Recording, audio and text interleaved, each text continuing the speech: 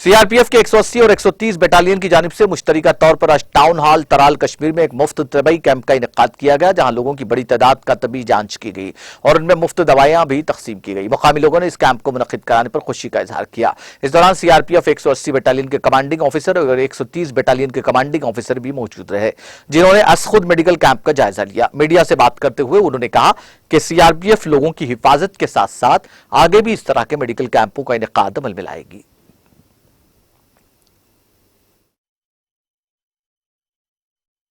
सबसे पहले सभी को जय हिंद जय भारत। जैसा कि आप सबको मालूम है कि सिविक एक्शन प्रोग्राम के तहत हम लोग डिफरेंट एरियाज़ में हमने मेडिकल कैंप लगाए हैं। उसी के सीक्वेंस में ये हमारा मेडिकल कैंप है। इस बार मेडिकल कैंप की खासियत ये है कि गाँव के लोगों की ज़रूरतों को ध्यान में रखते हुए पहले एक मेडिकल कैंप इस एरिया में एक एरिया में काम मतलब पूरा नहीं पड़ता था, तो इसी को ध्यान में रखते हुए 130 बटालियन जो अवंतीपुरा में है, उनके सीओ साहब मेरे साथ में हैं, तो उनके सहयोग से हम लोगों ने दोनों ने मिलकर इस बार मेडिकल कैंप लगाया ताकि ज़्यादा से ज़्यादा लोगों को सहायता प्रदान की जा सके।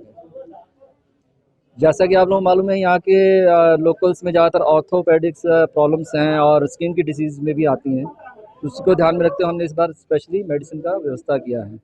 यही डॉक्टर भी हैं हमारे साथ में, तो जो महिलाएं हैं उनको खास फ़ायदा होगा इससे। इसके अलावा यदि ये सब छोटा सा एक वो मेडिकल कैंप है, इसके अलावा यदि किसी को ज़रूरत है, कंटिन्यू मेडिसिन लेना चाहता है, ट्रीटमेंट लेना चाहता है, तो हमारा जो कैंप है यहीं पर हॉस्पिटल के साथ में है सीआरपीएफ कैंप, वहाँ से हमसे संपर्क कर सकता है। या यदि किसी को और चीज़ की आवश्यकता है, कोई अपना रोजी रोटी के लिए, कोई रोजगार के लिए आवश्यकता है, तो हमारा मददगार ऐप है, उसमें भी वो सहायता हम उनको